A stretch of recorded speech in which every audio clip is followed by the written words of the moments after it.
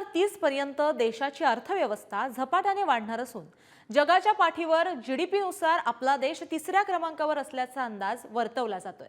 अर्थव्यवस्थेचं मूल्यमापन करणाऱ्या एका संस्थेनं असा आशावाद व्यक्त केलाय। पाहूया त्याबाबतचा एक स्पेशल रिपोर्ट। भारतीय अर्थव्यवस्थेचे अच्छे दिन सुरू। 2030 मध्ये भारताची अर्थव्यवस्था टॉप 3 मध्ये।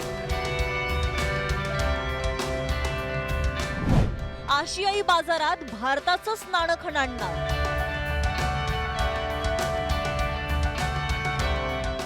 S&P अर्थात स्टँडर्ड अँड पुअर या जागतिक पतमानांकन संस्थेनं प्रसिद्ध केलेला अहवाल हा भारतीय अर्थव्यवस्थेसाठी आशेचा सूर्योदयच म्हणावा लागेल।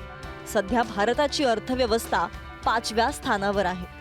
पुढच्या 6 वर्षात म्हणजे 2023 पर्यंत ती जगातल्या 3ऱ्या क्रमांकाची अर्थव्यवस्था बनेल असा अंदाज स्टँडर्ड अँड पुअरनं आपल्या अहवालात व्यक्त केलाय। कोरोनामुळे जगातल्या मोठ्या देशांच्या अर्थव्यवस्थेला खीळ बसला होता, त्याला भारतही अपवाद नव्हता।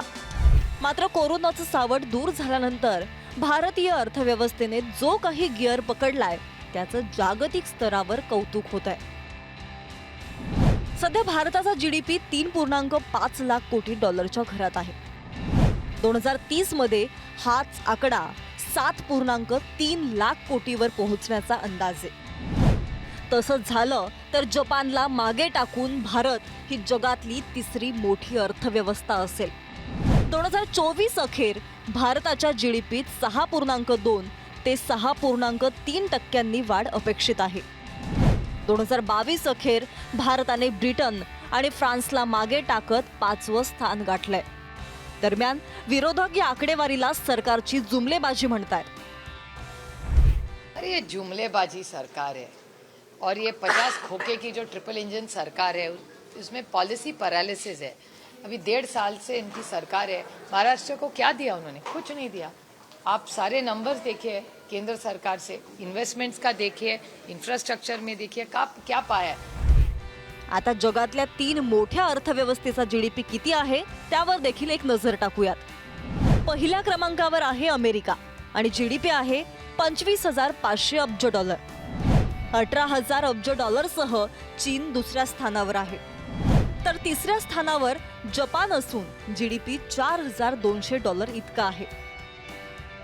एखाद्या देशाची वाढती लोकसंख्या ह्या त्या देशावरचा बोजा मानला जातो, पण खरं तर भारतातली वाढती लोकसंख्या आणि तरुणांचे मोठ्या प्रमाणात असलेली संख्या, त्यांचं कमवण्याचं प्रमाण या सगळ्याचे भारतीय अर्थव्यवस्थेच्या पथ्यावरती पडलंय। कारण यामुळेच येणाऱ्या काळातला जीडीपीची जी ग्रोथ आहे त्या ग्रोथमध्ये आणखी वाव दिसते। सगळ्यात महत्त्वाचं म्हणजे भारतात गेल्या 5 ते 7 वर्षामध्ये स्टार्टअप्सची संख्या मोठ्या प्रमाणात वाढली आहे।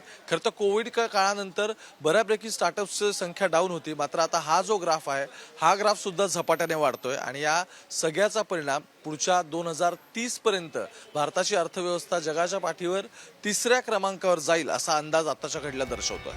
चित्र जरी आशादायी असलं तरी लक्ष्य मात्र सोपं नाहीये, कारण भारताची स्पर्धा जपान आणि चीन सारख्या तगड्या देशांशी असणार आहे।